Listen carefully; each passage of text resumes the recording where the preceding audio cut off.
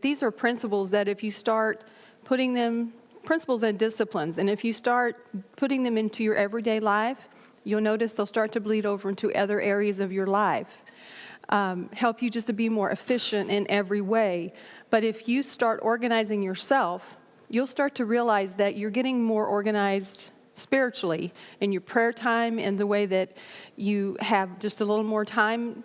Maybe you don't feel so stressed, and God can use you out whenever you're talking with people. So just something to keep in mind. This is not just like a nifty little idea that we're sharing that you can say, oh, I saved 10 minutes again today. It's like disciplines that will help you in all different areas of your life. That's just a freebie today. That wasn't in my notes.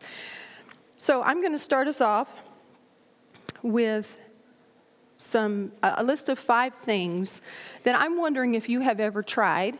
And if you have, I'm going to ask you, after I explain what they are, I'm going to ask you to raise your hand and say, yes, I've tried that, and that works for me, and it's helped me a lot. The first one is multitasking. For instance, take a phone call while you unload your dishwasher or put a load in your washing machine. Ever tried that? Did it save you some time? It makes you feel efficient that I'm not just talking on the phone. Sometimes you're talking and you feel like, I'm wasting all this time. So do some things like that don't require brain work, really. Stick your load in the washer, transfer to the dryer, or empty your dishwasher. Secondly, work smart. How many have noticed that if you try to work late at night on something on your computer, something that requires some brain power like math or writing, it takes you so long because your brain, it just isn't functioning. But if you try doing that in the morning when you're fresh, your ideas flow, and hello, and it's so much easier because you're fresh and you can just be more efficient that way. So think about working smart. Who's ever tried that and noticed the difference? It's really huge. So if we do things that really require us to be creative or to think a lot, the first part of our day, we will be much more efficient. You could sit there for hours in the evening and just like, I can't think of anything. Just drive yourself crazy. Or you could just work smart. Third, use your waiting time. If you're like me and you're standing in line, who hates lines? Boy, you go in the grocery store or whatever store, and sometimes I just leave because it's like, I'm not going to wait half an hour in that line. But if you have to be in a line, why not try going through the email on your phone while you're in the line? Reading an article on your phone that you've been wanting to read, but you haven't wanted to take the time to do it. Well, you're just standing there. So why not redeem the time? Update your to-do list is another idea. Anything like that. I wouldn't suggest like reading the tabloids while you're standing in line, but a good article, like on your phone or something you've been wanting to catch up on. This one is one you may not think of too much, but I found it's a real time saver. Sometimes I'll be out shopping and I'll see something and I'll think, oh, so-and-so would really love that, and their birthday is coming up. Instead of waiting and coming back later, buy it right then. Think of all the time you save. Stick it in your closet. Then when it's their birthday, you don't have to go make a special trip. You've already got the gift. Pull it out. Has anyone tried that? Okay. And then last, declutter. It's the bad word, right? Declutter.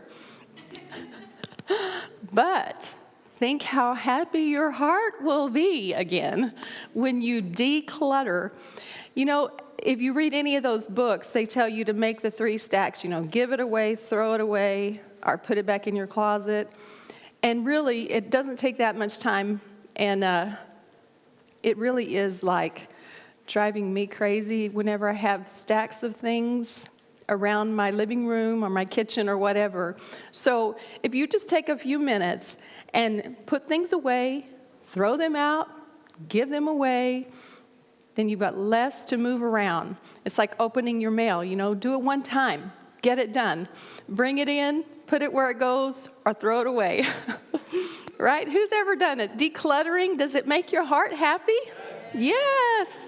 All right, try it. All Right, great segue, because that's what I'm going to talk about right now. I need a couple people with stopwatches. A couple of you got your phones? At least two of you. So okay, Zach's one. Somebody else with the stopwatch? Okay. Brother Ford, I want you to time me on something. I'm going to say go, and then I'm going to go through a process, and I want you to time how long it takes me to do this thing, okay? And then I'm going to do it again, and I want you to time me a second time, right? So you ready? Go. I'm getting my mail. I go to the mailbox. I come in with a bunch of mail, and I look through it. I've got a flyer here. I've got a bill, got something personal, got some junk mail, got something for my wife. I got a district thing. So I'm going to come in, and I'm going to put it on my desk, and now I know it's there. A little bit later, I'm paying my bills. I remember I have a bill over here, so I'm going to go to my mail. I'm going to look through it. There's junk, there's personal, there's the bill right here. I'm going to take the bill back, and I'm going to bill pay, and I'm going to do it online, so I'm faster, of course. And then I have some time to read, so I'm going to go see. There's a personal, I think there's a card here, and I get this to my wife and read my card. And then there's my junk mail that I can probably throw away and put that over here in the garbage. And all I have less than my district thing. Now, when I need that, I know where that's at. End. Now, let's try that differently. Go to the mailbox, come back into the house, look through my mail. This is a flyer that goes in the garbage can. This is something personal that I put on my desk to read later. Here's some junk mail that goes in the garbage can. Here's a bill that goes in my bill pile, and this goes in my slot for my district. Done. Now, all I did was manage my mail. The first time, how long did it take me? 1:22. The second time, how long did it take me? Was that about right? First time it was, oh. It was like 20 seconds. It was like 20 seconds. Oh, Zach was. Okay. Second time what? Like 22 seconds. 22 seconds. Somebody figure how much more time did it take me the first way? I mean, how much more percentage-wise? 5 times, right? Or 4 times, right? Because 4 times 20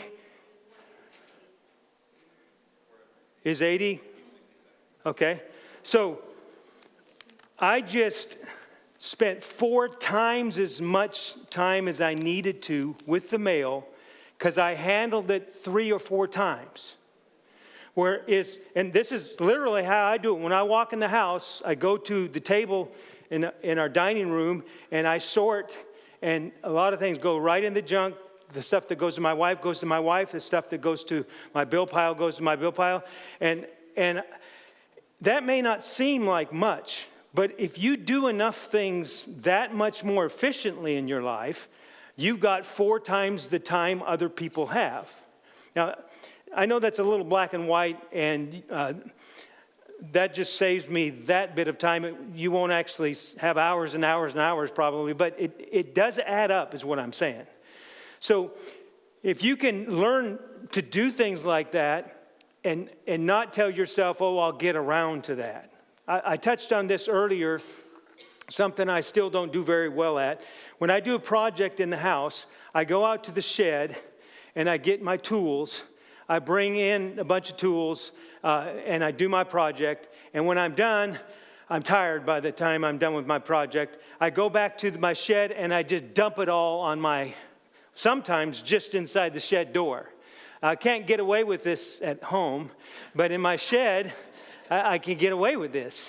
So I just dump it there. And then the next time I go to my shed, I have to move things that I dumped there to get to something else. And sometimes whatever else I needed isn't where it's supposed to be because it's in the pile that I put down there. And then I have to go through that pile. And sometimes it'll be 4 or 5 times that I get sick and tired of tripping over everything that finally I'll take a half hour and I'll clean my shed. Instead, she wants me to preach here. Instead, I every once in a while, probably every other time now, half the time now, when I take everything back, even though the sun may be going down, it's cold out, I'm ready to go relax. I put my hammer where it belongs. I put my things up. I just sort through, and it's going to save me again about, I'm be 2 to 3 to 4 times more efficient the next time I need to come get something in the shed just to put it up. So that's the power of just being a little bit more organized. Another thing that I touched on last week that I want to touch on this week is repurposing. And I'm just going to show you for an example. This is my office. And in my office, I have a bookcase and I have a built-in on the end. And I want to show you how we have been able on our budget to have a nice house. This was a unit that my wife found free on Craigslist, right? So we had to go pick it up. It was a light brown unit. It had glass doors on it, those glass doors. It was a china cabinet. I wanted a bookcase. We got a china cabinet, free. Brought it home. I took the doors off, and I made shelves. Probably cost me a sheet of plywood, right? I then took those cabinet doors, and I put them over these shelves that I'd built in. And the only thing I had to buy was the glass that goes in there. I splurged on that. I got some nice glass, and it cost a little more money. This used to be a bedroom. The other room on the other side used to be a bedroom. There was a Jack and Jill closet in between. That was the door on that side. That was the door on this side. So I took the doors that I took off because we got rid of the Jack and Jill closet, and I turned them upside down, and I straightened them out so they aren't bifold anymore, and I used them for my cabinet doors. Then down below, see the drawers there and there. We wanted to put a different sink in one of our bathrooms. So I took the sink that was there apart, I took the top off, and I took the drawers on the left and right, and I spread them apart, and I put plywood over here. And so this entire end of the room was built by nothing but a couple sheets of plywood and a little bit of trim, and then some free stuff and some stuff that were around the house. But if you were to go, I priced something like this at Rotman's. It was $1,900. If you have someone come in and build all that, you're a couple grand. So there's $4,000 or $5,000 worth of office that we spent a couple $100 to do, just by repurposing. Our yard is the same way. When we moved in, we just started taking our yard over the way we wanted it to be taken over, and so. There was some wood on the property, so I took that wood and whoops, wrong button. I took that wood and I built a bridge out of it, free wood. I built part of the shed out of that free wood. I built some planters that are right by our driveway. That was all out of free wood. Didn't cost me a dime. Then we had rocks all over the property, so. When we dug out for our pool, we just hauled, it was a lot of work, hauled a lot of rocks, and we put all those rocks are from our property. We didn't pay a dime for any of those. And we found a big rock on the edge of our property, and we stood it on end, and that's what I made our fountain into. Then we were here at the church. We were dreaming about our garden, and we'd seen a few gardens that had big iron gates in them. We said, that'd be neat to put a big iron gate or something like that in our garden. And then one day I came over here, and I was cleaning out the church shed, and there was a tent kind of thing that had not served us well. It was all broken up. It wouldn't work anymore. So we threw it into the dump pile that we were going to have somebody haul off. And then it dawned on us we could do something with that. So we took the stuff that should have gone to the dump, and we put it. I put some screws in it so it would stay at 90-degree angles, and we put it in a little bit of cement, and we spray painted it black, and that's how we got that little gate there. All of that free. So think about that. You don't need to be rich. Just think smart. You don't have to just throw everything away and go buy something new. Repurpose, and you can use things like that. So let me now talk about stress management and make it a little bit more spiritual as we move to a close here of this series. There's some things that you can do in your spiritual life that will reduce stress. And I'm going to name the obvious things, but I want to show you how the obvious things you've been taught over the years are really, like my wife was saying, things that make your life better. If you pray every day, everyone say every day. I had years of trying to do that, and that was always a hard thing for me to do, and I always felt bad. I was feeling guilty because I didn't get my prayer time in. It wasn't until I finally got just resolute on that and wouldn't budge on that and decided just to do that no matter what, that I not only no longer feel guilty about not praying because it's just part of my life, but I also have a regular place to let go of all my burdens. I have a regular place to cast my cares, that kind of thing like I talked about this morning. I have a time where I pray in tongues and God edifies me, God ministers to me. I have a time where I can worship Him and I can get perspective on the day. He can order my steps. That is probably the most efficient thing you can do with your life. If you have a time, now I'll say what I've said over the years, so you know this by now, I'll just repeat myself. I know you can pray at night too, right? So some of you, especially with families, may not be able to pray first thing in the morning. I understand that. I'm saying that's optimal. It's optimal if you can get up and get your attitude right and let it set the course for the day. But if you can't do that first thing, at least talk to Him tonight about tomorrow. You know, let Him order your steps tonight about tomorrow, whenever you can pray. But that's the most powerful way to let God de-stress your life is to pray. The second thing is to have a healthy lifestyle. If you, like I said last lesson, if you eat and sleep and exercise your body like you're supposed to, those aren't added things that are heavy burdens to bear. That eating right, that sleeping right, that working like you should, all that kind of stuff is really making your life easier. And you'll have less health problems. Mental health and emotional health are the same way. If you are consistent at church, if you're consistent to your prayer group, if you're consistently reading or listening to books or listening to sermons, if you're consistently limiting the junk social media that comes in, you're just going to be healthier. You're going to be emotionally healthier. So much of this, again, I almost feel stupid doing something like that, but if you can just do some simple things like, pray the half hour you would have spent on Facebook, it'll make all the difference in the world. And then there's healthy family relationships. One of the things that we did years ago that was not easy is we have family devotions every day. And we started that when Philip was at home. Now, one kid I know is not as hard as 2 or 3 kids. And when my family of 5 kids tried to have devotions, it never did quite pan out. My parents could never quite pull us all together like they wanted to.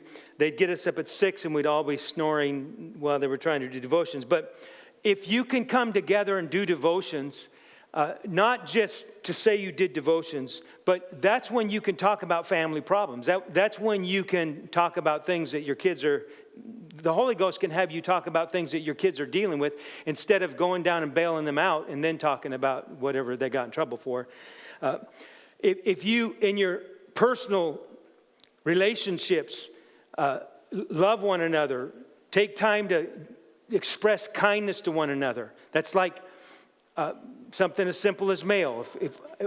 When my wife makes dinner, I try to say thank you every day.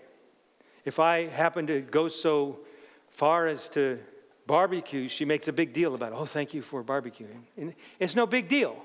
But those little kindnesses, it's like, okay, I know they're not just blowing me off. That may not seem like very much, but that's like oiling the chain on your bike. It makes a whole lot of difference. Or even having some downtime. If you never have any downtime, you're always running ragged, you hit the hay, you fall asleep, and then you get up tired, you're just going to be beat up your whole life. But just a little bit of downtime, just a 5-minute nap. There was a period of time where in the business world, the power naps were big. Well, I do power naps. If I've worked hard, I do a lot of writing. I do a lot of sermon preparation stuff and thinking stuff. And sometimes when it's time to do a break, I'll go out and do 10 minutes of yard work and then come back in. Sometimes I'll just put my recliner back and close my eyes for 5 minutes and take a little nap. I don't know if you can even call it a nap, but it's just a downtime. And lastly, I'll mention lordship. If I commit my life to God and I operate on obedience, then if my life right now seems stuck, it's His problem. But if I've not given my life to Him, then if something's going wrong, well, I can't just say, oh, well, I submitted it all to God. I'm stuck trying to figure out, well, is that my fault or is that His fault? If He's Lord, if every decision I make is submitted to Him first, I might make some mistakes. But if I have really done my best and I've made every choice the best that I can, then I can really relax about every decision that I've made. And that makes a huge difference. So before my wife closes this out, I'd like to do one more sweep through the class and do what we did last time. I wonder if there's something that's been triggered in your mind that you haven't heard mentioned, an idea, a trick, a tip, something that even today might have triggered in you that might help somebody.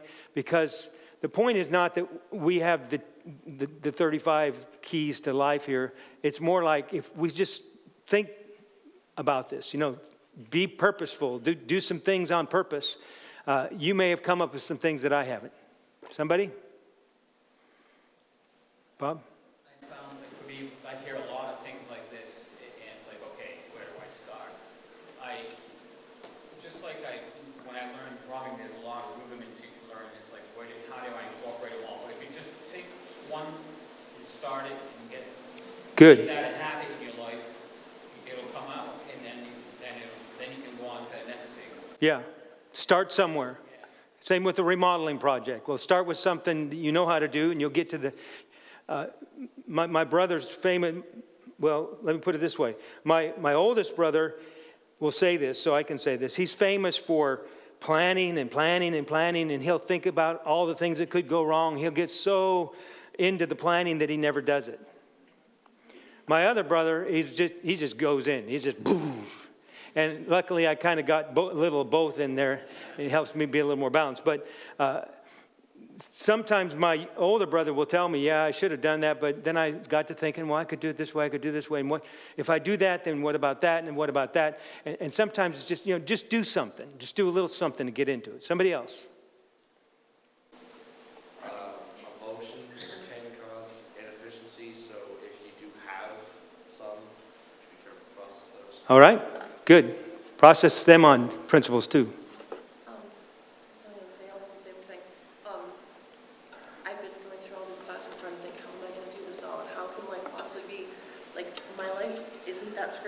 Yeah. And a big thing that ends up happening is with 3 children who all have a lot of emotions. Yes. I've actually timed it to an extent.